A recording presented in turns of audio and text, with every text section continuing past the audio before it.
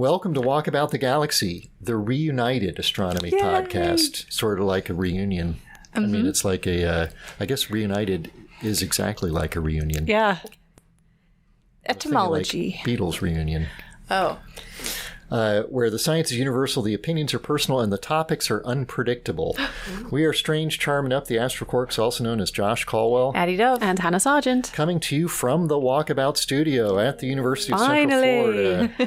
Remember to subscribe to us on all platforms, including YouTube, Facebook, Twitter, and Instagram. You can find us also at www.walkaboutthegalaxy.com, where you can see how to order a Walkabout shirt and support STEM education at the same time. You can contact us anytime at wtg@ucf.edu, and definitely do contact us that way if you order a shirt so we can get it to you as soon as possible. Our Stumper today is one where I just really actually want your opinion about something rather than some... It's still sort of a stupid question. Great. But it's not just a stupid question. Okay. It's Hollywood, philosophical, sociological, educational in topic area. My favorite. That's an amazing coincidence. Yeah. I belatedly started watching The Boys on Amazon Prime. Oh, yeah. Are you familiar with this show? Everyone keeps asking me, have you seen The Boys? Because they're about to then say something that means nothing to me. So no, I have not. Okay. Well, it's sort of a send up. I haven't watched the new season. It's sort of a send up of the superhero genre in a way. And how they're all sort of actually terrible. Yeah, it's like, they're superheroes in the world and they're just as messed up as people are. Yeah. And so in it, as I just started watching the first episode, somebody boasts... One of the superheroes boasts about how they've got this great surveillance for their crime-fighting operation with geosynchronous satellites at an altitude of 380 miles. And a geosynchronous satellite is a satellite that orbits in 23 hours and 56 minutes. Mm-hmm. And that altitude you got no choice over. It's determined by physics, Keplerian orbital speed, and it's actually an altitude of 22,236 miles, which is significantly different than 380. It is. The Stumper is, does this mistake matter to anyone but me? And since I actually know what the right answer is, and I'm not going to be confused or messed up by them making that mistake, should it even matter to me? I think it should matter. Like, if you're going to use that term and give a number, why not just do it correctly? Like, it's not like it's a hard number to look up. It's not. It's I don't know why, because having not seen it, I don't know why they felt the need to give a number. Yeah, I mean, like, there are... Yeah. Well, I mean, I paraphrased the dialogue. So their dialogue wasn't, we've got great views from geosynchronous orbit at an altitude of 380 miles. But those numbers are all given. Yes. Okay. He says geosynchronous orbit, and he says, like, we can read your license plate from 380 miles. Right? Okay. Did they just confuse miles and feet and kilometers? No. Okay. There's no way to make that work out. Yeah, that's an interesting conversion. Yeah. I mean, like, no, it doesn't matter, but like, it's like a stupid thing to do poorly. Yeah. As you say, like, it's just such an easy thing to look up, and like or you said, hire me. Yeah. Or hire us. Yeah. Yeah. Because the fact that they say geosynchronous orbit suggests that they have someone who knows some stuff. Yeah. That's been informing them. That's the thing that satellites do. Yeah. Because 300 and something is really low. 380 miles is sort of, that's low Earth orbit. Yeah. I mean, there are satellites at 380 miles. Where are Starlinks? They're in that. There are some Starlinks They're like pretty around low, there. right? Yeah. We're used to thinking in kilometers, so 380 is like 500-600 kilometers. Yeah. That's sort of like CubeSat, Starlink, low Earth orbit altitude. So it could be they didn't have they could have a writer that has heard about geosynchronous orbit and then Googled Starlink or ISS or something else. How high is a satellite? And saw that number. I'll give it a pass. What do you mean? You're saying it's okay? Yeah. It shouldn't matter. It shouldn't matter, but we can still be, griped about it, but... Yeah, but that's our own problem. Yeah, it's not going to stop me sleeping at night. It would get a comment on our walkabout tracks, but it wouldn't stop us sleeping at night. Yeah. The thing is, my problem is it does stop me sleeping. This is my problem. You should get over it, is our opinion then. Yeah. Okay, well, I agree with you. Great. I don't know if that's going to work. Is it better or worse than eccentricity? It is not as bad as that, which I can't even bring myself to say. I always forget which one. So, oh my God. Yeah, I know. Think about the word acceleration and ask yourself if you've ever said acceleration. And then when you answer no, you'll say, how could I ever think that there's any other way to say that word? But if people understand me, then... That's your standard? Yeah. As long as the point is made, I don't really care so much about how it's made. And this is where we differ. This is where our friendship ends. This is where some of the many points of divergence. But on our points of convergence, I did see that the UCF volleyball schedule has been posted. So great. We can cement. We can be friends for the season. Yes, hold on to what thread is holding us together against all these tides of pronunciation and factual errors in science about sci-fi. Yeah. Well, today we'll talk about galactic belly flops, lunar cockroaches, and impacts on the moon. This is a painful episode. Yeah. But first, this episode is brought to you by Ballistic Capture. If you've got time to spare but not fuel to burn, consider Ballistic Capture for your next deep space mission. Taking advantage of the three-body problem to let your spacecraft coast into a gravitational capture by your target moon or planet, Ballistic Capture lets you economize on rocket fuel. As an added bonus, Ballistic Capture has no special liftoff requirements, so you can just pack up the rocket and blast off whenever you feel like it. Yes. If you've ever missed a launch window, try Ballistic Capture on your next flight. We promise you won't miss that launch window again. Ballistic Capture, true to the game. True to the game. Some sort of sporting thing? Yeah. Or a video game thing? I'm going sports. With Ballistic. Yeah, it's like tennis? Like tennis or something. Oh, golf. Archery. Well, it's none of those things because it's a company. Yeah. But like a brand that would be used in those things. Now I can't think of any brands associated with like golf though. Golf ball brand. Is my answer. Titleist? Yes. Okay, that's a reasonable guess. Thanks. Who makes the tennis balls or the rackets? We need. You're spending too much time on this, Hannah. I have nothing. Okay. We need bottom cork for this. Then you have to say that. If it's a tennis thing. Spalding. That's Spalding. What is Spalding? They make balls. They make balls. Oh. I think of basketballs. Yeah. I think of Spalding. Yeah. Spaul. So speaking of ballistic transport, one of our astute walkers, that's our nickname for Walkabout listeners. I like it. I wonder, we did not have that before The Walking Dead, though, had walkers. So it's a different kind of walker. About that, different type of walker. Yeah. You're both. Pointed out, I have been a walker, pointed out that the Capstone Mission, because I think I was just sort of randomly hazarding a guess about ion drive. Yeah. It does have thrusters. Yes. In fact, we never really figured out what. My cursory examination, even after the fact, was not able to determine what type of thrusters it has. It may have ion thrusters, but it may not. It may have gas thrusters big enough that it could probably do that. But it's the reason for its lengthy traverse to the moon is because it's doing one of these free ballistic transport orbits, which I kind of love this because I really get a kick out of cool celestial mechanics. Astrodynamics. Yeah. So it takes advantage of the fact that the Earth and the moon are orbiting the sun, and the spacecraft and the moon will be orbiting the Earth. So it's a sort of combination of a couple of three-body problems, if you want to think about it that way, with four objects: the sun, the moon, the Earth, and the spacecraft. But what it does is, instead of the typical orbit, like when we're talking about going to Mars, you think of the Earth's orbit as basically a circle, Mars's orbit is basically a bigger circle, and you can connect those two with an ellipse. Yep. Where the close end of the ellipse is tangent to the Earth's orbit and the large end is tangent to the Mars's orbit, and that's the Hohmann transfer orbit. And because the objects have to be at the right point at the right time, that's where this launch window idea comes in. There's like only a certain time that you can launch at the Earth so that when you get to Mars's orbit, Mars, in fact, is there. the free ballistic transport, you basically just throw your thing out there in front of the object that you're going to. And then the combination of its gravity and the fact that the other big object you're orbiting, so going to the moon, the Earth gravity is affecting things as well.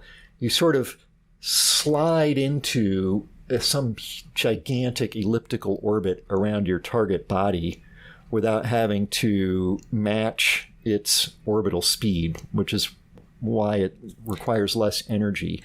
So there's a little bit of celestial mechanics thievery. I was avoiding the word magic because you're sort of trading energy between different objects to enable this thing to get caught by the target body, and its potential, if you think about its gravitational potential, is like a valley. Sort of catches up to you, and you sidle into it, and you're not stable, right? You still have to fire your engines to prevent from slipping out of that thing again. Yeah.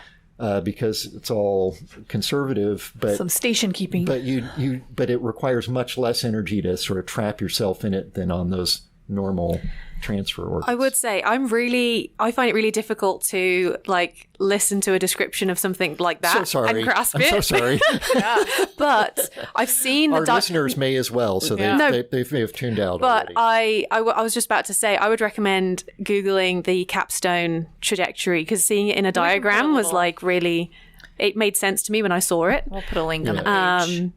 And then, but yeah, as you were describing it, I was like, I know what this is, but I'm still struggling to understand. Well, I think that's generally true for orbital things. I always need a visual. Yeah. I mean, it's not the kind of thing where you can just figure it out on pencil and paper. Yeah, right? That too.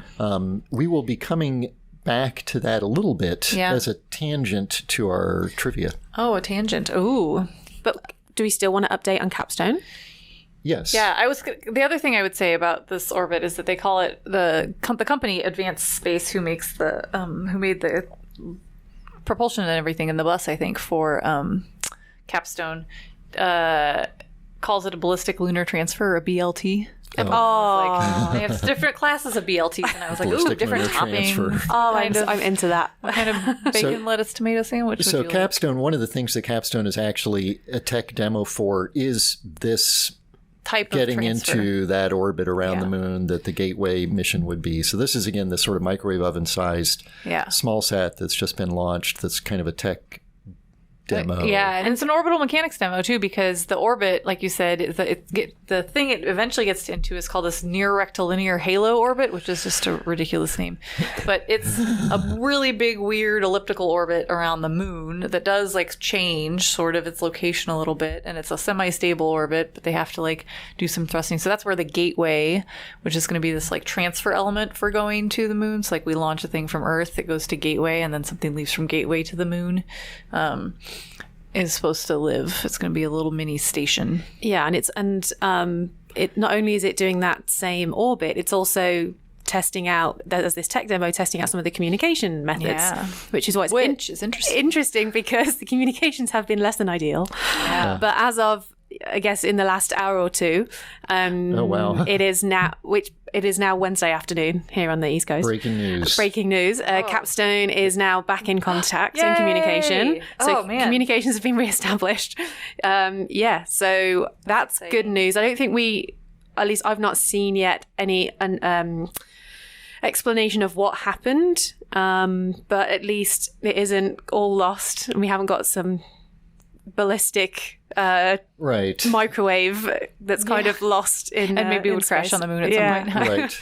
Right. So they posted an update just yesterday that was that after the Capstone spacecraft had separated from the rocket that launched it, and then their statement was that an anomaly was experienced in this communication subsystem. Right. And I was like, oh, that means we can't talk to it, but we don't know why.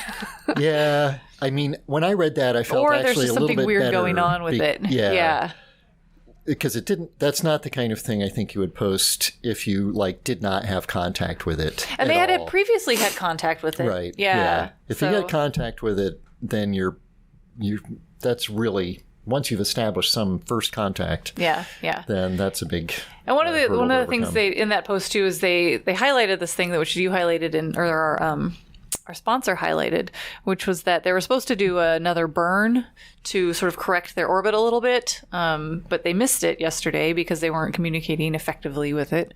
Right. But they were like, "No worries, we can do it a different time, and it'll be fine." Yeah, they've got a few days of margin. Yeah, they said they have enough fuel to handle a delay of several days in this initial burn. So this is all part of the plan. Okay, right. Everything's They've fine. got margin. Margin is always a good thing to have in your plan. Well, we had another fun space news, moon-related item that is much less new. Yes. That and a little bit more creepy. And a lot more creepy. Goes back to the Apollo days? Doesn't it? No. No, where did it come from? Much more recent. Oh, okay. Well, fill me in. Well, so this is what we talked about this a while back. Whenever it was crashing. No. That's what I'm talking about. Oh, okay. Yes. Goes back to the Apollo days. Right. Yeah, that's creepy. Yes. I get it. The creepy part. The creepy part. So we have so many. You're going to have to do this one because I've forgotten most of the story. But cockroaches. Consumed so in the early days of the going to the moon and bringing stuff back, there was concern, is the stuff toxic? Yeah. And so one way to check that was they gave a little contract to somebody and had this woman gave moon dust to some cockroaches to see how they did. Yep. At some point, the cockroaches died. I don't know if it's directly because of moon dust, but my own personal experience with cockroaches in Florida is that it would not have been the moon dust. We're nowhere near enough to kill a cockroach, which can withstand direct nuclear impact, as far as I can tell. They could probably survive a crash on the moon. Yeah. So they did perish. They did eventually perish, and they were in captivity when they perished, and they were kept. Yeah. And the woman who did these experiments kept them in her house, apparently. Kept them in a jar or whatever, and they passed on to her heirs. But we all know that all samples that leave NASA have to return to NASA. Well, these didn't. Yeah, so it turns out the tracking for that isn't always that great. Right. Yeah. And maybe 50 years ago it was even worse. Yeah. I mean, we don't even have all the records of some of the tapes with the original data on it from Apollo. So the fact that they lost some cockroaches doesn't surprise me. Yeah, but cockroaches that have ingested some of this precious lunar dust. True. So then what happened is whoever has them cockroaches went up for auction. Yeah, and NASA was like, "Hey, wait a second, we want those cockroaches back. You can't sell those because I remember this experiment. Owned them. Yeah, we own them." Yeah. So NASA's reclaiming its cockroaches that have some moon dust in them, but maybe not really anymore because they would have digested it somehow. Yeah. It's mostly just the precedent though, isn't it? Right? Because it's like if they allow these to be sold, then other people will use that as an argument to sell other lunar They're very, sample. very, very particular about that. There have been a small number of exceptions, the things that pop up where something was lost or, an astronaut took something and it wasn't properly cataloged or tagged and it sort of made its way out into the private sector. Yeah. Yeah. So. Yeah. Ew. Yeah. Well. But I bet they would be fine if you stuck them out on the moon.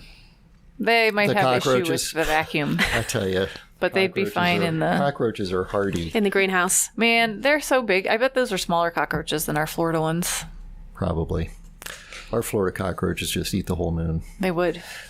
Before we do the one that you were going to talk about, Addie, which is our first, I don't know, whatever, it's our next topic. It's our next topic. Since it's also moon related, I'll give you the trivia first, okay? Which is related to some of the things we've been talking about, in particular the moon and also lunar transfer. We do love the moon.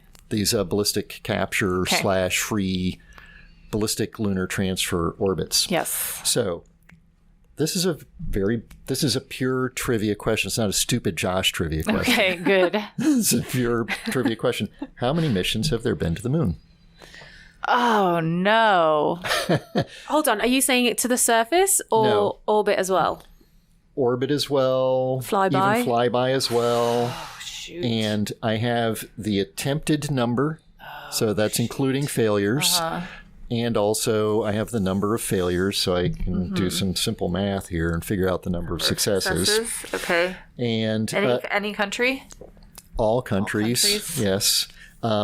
With your connected questions are, when was the first one? Okay.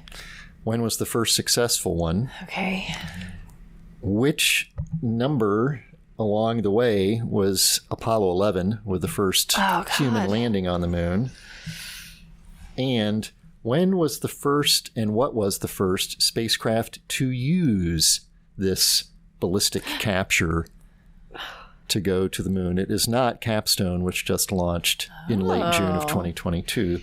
That has been previously used for a lunar mission. I was hoping you were going to ask what was, because there's my favorite fun fact about the moon is the first life form that orbited the moon. Oh, yeah. We've had similar questions. What was that? A tortoise. Yeah, we've had that tortoise? question before. That sounds familiar. You had a question about...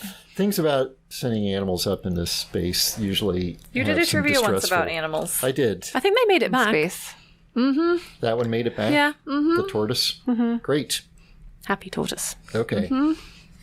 Good. Okay. Well, we'll come back to those. Okay. So now our last lunar topic then is, you had mentioned that we had talked about this before when it was... Yeah. So we talked about when it was happening. Yes. Which was a few months ago in early 2022. I remember it was in March, I think. Yeah. March. I don't know why I said it like that. I was trying to say welcome to my world. So this is there was recently in like March-ish some rocket body that smashed into the moon. Right. And it was pretty, somebody saw some booster stage. So there was a bunch of tracking that had been done by some amateur astronomers who do a lot of looking at like comets and other objects that move, and they were like, oh, there's a thing there and it's a rocket body. And we all thought, I think when we talked about it, we said it was a SpaceX booster. Initially, the person who discovered it, and he said, this thing's going to hit the far side of the moon on March 5th. Yeah. Something like that, 2022. Yeah. And then it did. Initially identified it as a Falcon 9 booster. March 4, yeah. And then later... it was demonstrated that no, it could not be a Falcon 9 booster. Yeah. It was speculated it might have been something. Was it a Chinese rocket? Chinese. So it's speculated that's one of the Chinese Long March 3 rockets. Right. That was launched for one of their lunar missions. Right. So they've recently landed some rovers, including on the far side.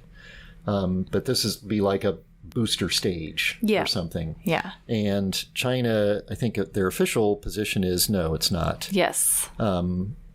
However, there is some strong, or at least some, I don't know about strong, but there's at least some circumstantial evidence that suggests that it could be one of those. And that relates to the kind of crater it made on the moon. So, there's a cool bit of detective work. Yeah, so we've seen impact craters on the moon from other rocket parts hitting it. So like most of the Saturn vehicles from the Apollo missions smashed into the surface. And mostly when you have a thing hit the moon on the surface, it makes a circular-ish crater.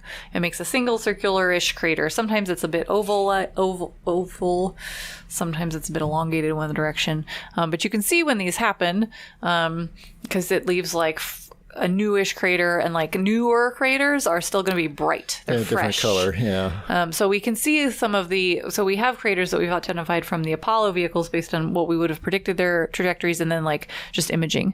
And so the Lunar Reconnaissance Orbiter, our friend orbiting the moon, which Capstone is supposed to talk to, I think. Oh, I didn't know it was talking to LRO. I think that's one of its tech demos is communicating with LRO. Right. That's cool. Mm. Yeah, is a communications tech demo. But it looks at the moon all the time. That's its job. I liked how one of the articles, it was like, it's been photographing the moon since, I was like, that's its tagline. LRO, photographing the moon since Lunar 2009. Reconnaissance Orbiter is doing some reconnaissance of the moon. It is. Interesting. As it orbits. But so it takes images, and a lot of times we find changes, and we've seen just like natural things hitting, because you can see changes over time. So it images the same spot at different times, and you see, oh, there's a fresh crater there. Maybe something hit the moon. So and in this particular case, they had a date. Mm-hmm. And they had a general prediction of where it was going to hit based on celestial mechanics. Again. And like 3 different groups had done some different predictions, so they had this sort of big region, but sort of like a county-sized area or so on the moon. And so, but it was going to make a smallish crater. And so they wanted to make sure that they had before like that area completely covered. So turns out they actually didn't have it completely covered before. Oh wow. Yeah. But since they had these predictions, they went back and take some pictures before the impact to fill in some of those gaps. Yeah. Yeah, because there's still parts of the moon that it hasn't taken pictures of, it turns out. Yeah, at the sufficient resolution that would be needed for this. Yeah. So then they filled in their gaps. They had complete coverage of this county on the moon before March 5th or whatever the date was for the impact, and then they completely blanketed the area with pictures afterwards. Then you got to find, okay, where's the change?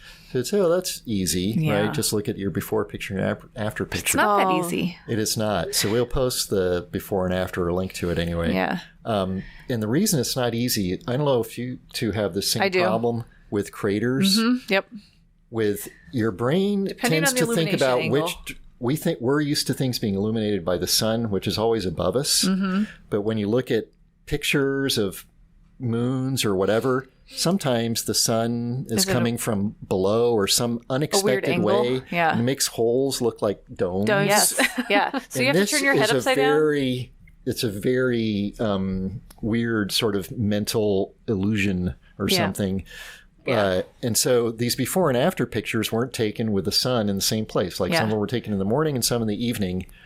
So then the shadows are completely opposite. Yeah. The thing looks like a bowl in one picture and it looks like a dome in another. And also then the part that's the bowl, it's going to be dark in one image, but it'll be light in the other image because its shadows are different. Right. Yeah. Yeah. So if you're doing an automated detect thing, that as well. Yeah. Your computer is going to say a big change here. Yeah. But it's actually the same crater. Yeah, everything changes. Yeah. So I would actually recommend, have you ever used LROC Quick Map? So it's LROC and then Quick Map, and this is where all of the LRO images are found, and they overlay it over a sphere, and you can literally scroll through and take a look at all of these incredible images of the lunar surface at really high resolution. You can change like time of day and illumination and see all these really cool things. And because we used LROC Quick Map to then search for boulder tracks across the surface of the moon, just kind of scrolling for days trying to find these features. Boulder tracks? Boulders rolling. Yeah. Just rolled across rolled down slopes and things as part of a research aliens project. Are pushing them? Yeah. Yeah, they're just, working out. Aliens are making a Stonehenge on the moon. Yeah. But it's great because all of these images are quite easy to access and free to look at, so everyone can go take a look. And hopefully these new images will be uploaded soon enough. Right. Well, I mean, that with at least, I don't know about the raw images, but there's some before and after in it. Yeah. It's an impressive work to find it. And so there was some automated processing going on there, I'm sure. But also there was a whole bunch of grunt work. Yep. Bunch of students. Some students. Looking through. For hours and hours and hours and flashing hours. between images. At these pictures trying to find it. And lo and behold, they did. They found one. And they found where it hit. And it's weird. It's not just a little circle. It looks like there were two impactors. Right.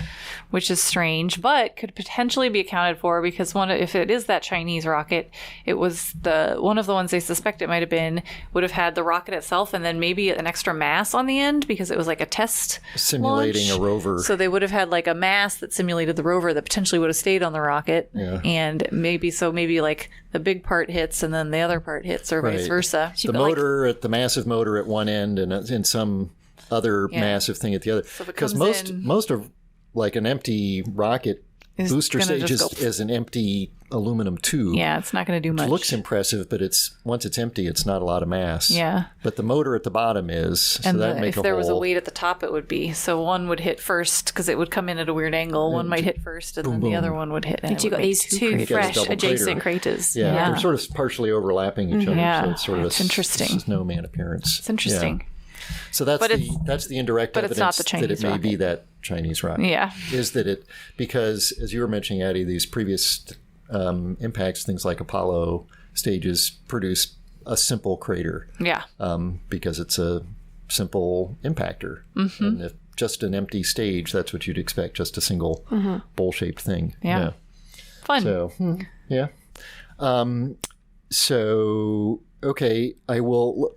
Should we do the trivia answer before we talk about the galactic belly flops? No, let's do galactic belly flops. Let's do some galactic belly flops. Out into the universe. Really, really far away from my comfort zone of the inner solar system. Perfect. So bear with my... Does your inner solar system extend beyond Earth orbit? Occasionally, it will go to Mars. Okay. To say, yeah. That's true. I'm more excited about like Ceres and some icy stuff. Yeah, I like rocky or solid surfaces for exploration purposes. Okay. But yeah, so there are those around some of the moons of these. Probably some of these stars that you're about to talk about have planets I need to with see rocky a nice moons. Cratered surface. Okay. So there Look no further. So there's this very new hot topic that's come out at the moment. Looking at a new stellar system, which contains only young blue stars. And they're not in any sort of like galaxy formation or anything like this. And these have been discovered in the Virgo galaxy cluster. But these stars are found almost in the middle of nowhere. So you've got these small, irregular clusters of bright blue stars in the middle of these, in between ginormous galaxies spread. Right, they're in intergalactic space. Yeah. Usually you find clusters of stars in galaxies. Yes. And in like star-forming regions where there's a lot of other things around them that indicate that it's a star-forming region, like gas. There's the raw material to make stars, and there's the processes going on to compress that gas, such as nearby stars blowing up to produce shock waves into the gas so that it becomes a more dense region, which then enables star formation to occur. So these things don't have any of that around. No, there's very little molecular hydrogen that they can see, which is kind of one of the raw ingredients of. It's everything. The basic ingredient of everything. But they are very metal rich by astronomer standards. So which is interesting. Heavier than hydrogen. Right. Metal by astronomer standards. Yes. And a greater abundance of those heavier than helium elements, which is what astronomers call metals.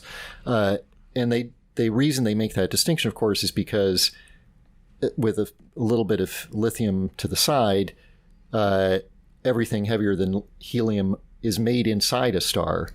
So when you see metals in the spectrum of a star, you know that star was made from a previous generation of star that produced those heavier elements. And so these were like, they couldn't have just formed where they are out in the middle of nowhere because there's no other stars to have prevented. So they must have formed in a galaxy. Yeah, so they must have formed in a galaxy and then somehow ended up in the middle of nowhere. So there are some suggested mechanisms for this. And it's to do with ways of stripping gases from a galaxy. So you can either have galaxies that move past each other and their strong gravitational pull can kind of tear away some of the gases. That's the tidal stripping method. And but the problem with that is that it moves almost too slowly. There's no way that these stars this gas could have been removed and then formed these stars, and then these ended up so far away from all of these other galaxies. It's sort of like a kind of a taffy pull sort of thing. If you see it in a computer simulation, this material sort of like, I want to kind of go with you, but I'm still staking with my... thinking about it. There's some cool interacting merging galaxy pictures out there that show what this is. We do see... They do look really cool. We have caught galaxies in the act. Yes. And so if it can't be that method, then the other method that they're suggesting is something called ram pressure stripping, which I had to go Google. Which is... I would recommend being careful with Google search. Yeah, I did put like astronomy or galaxy or something following up with that. And you didn't just put ram stripping. No. And in this sense, these galaxies, in these giant galaxy clusters, there is actually, in between the clusters, there is still this intragalactic gas pressure.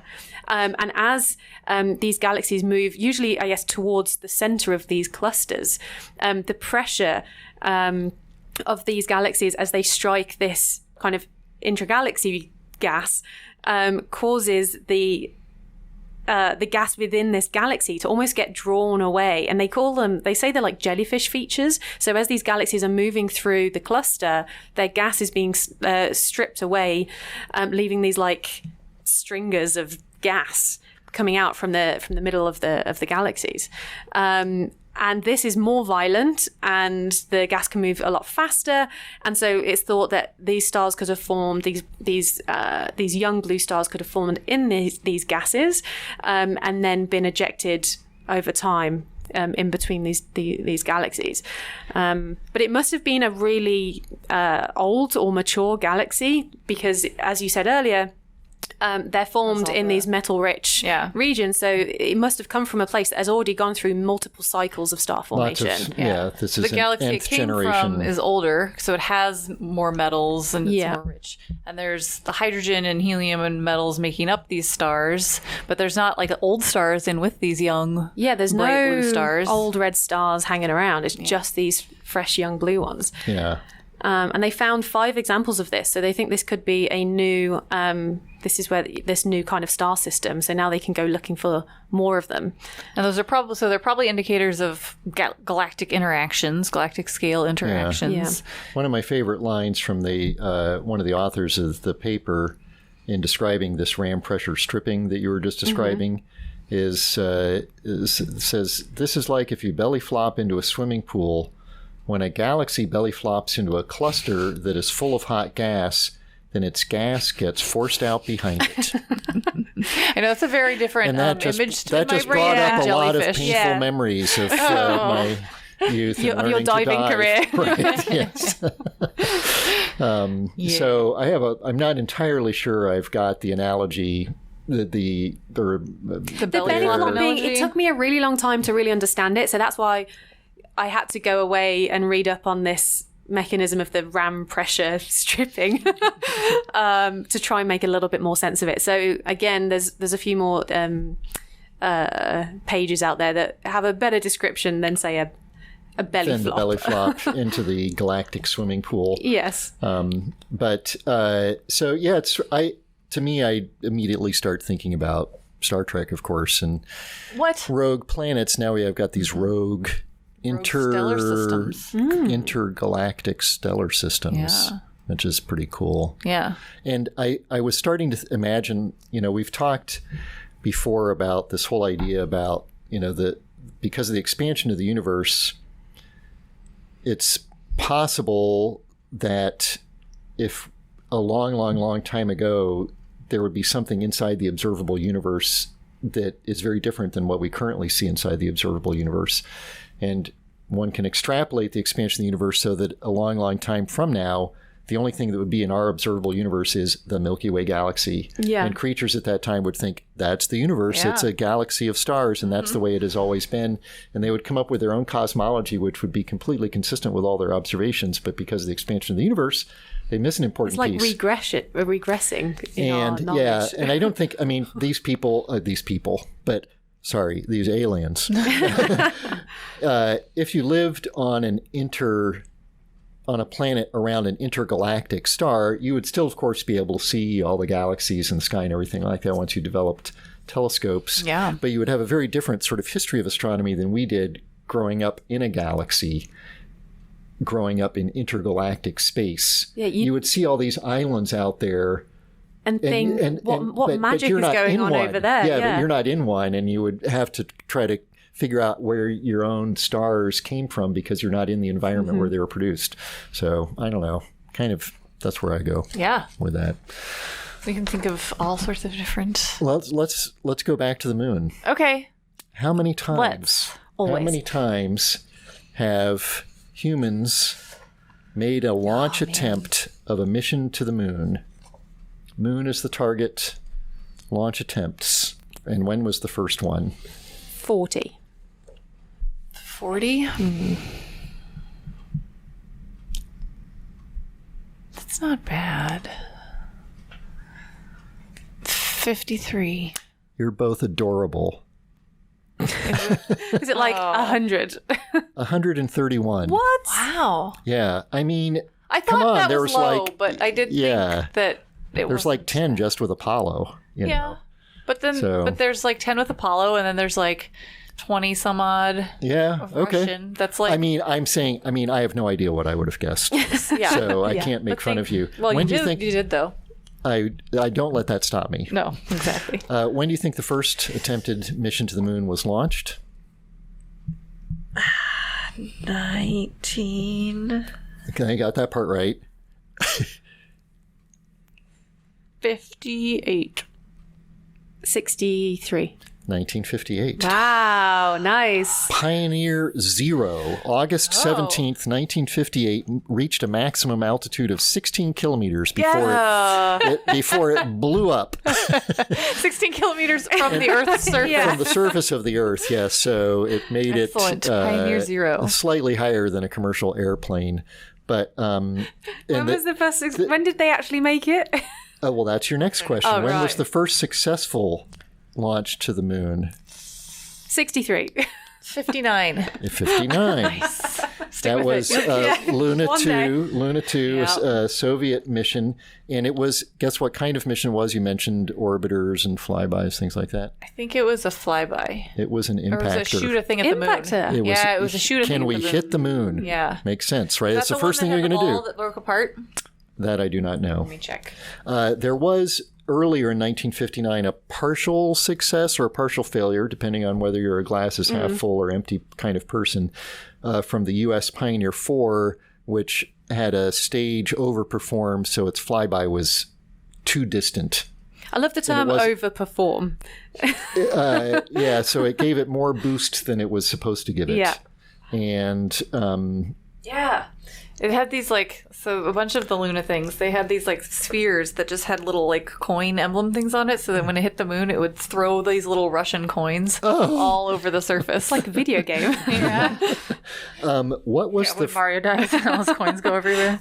of those 131 mission attempts, which number in that indexing was the Apollo 11 moon landing? 53. 31. 72. Whoa. Of the previous 71 missions to the moon prior to July 1969, 47 were failures. Yeah, so our guesses were reasonable. Your guesses were reasonable on the success side. Yeah, because I Yeah. guess, they don't really remember much. Of the 131, 60 were partial or complete failures. Okay. That's including, for example, Apollo 13. Yeah. But most of them were complete failures, and most of them were in the very early days, right? So 47 of the 71 prior to Apollo 11 in 1969, that just means 13 of the roughly 60 since that time were failures. Okay. So They upped their rates. And your final question is, when was the first lunar mission to use this ballistic capture that sponsored our episode today? 1963.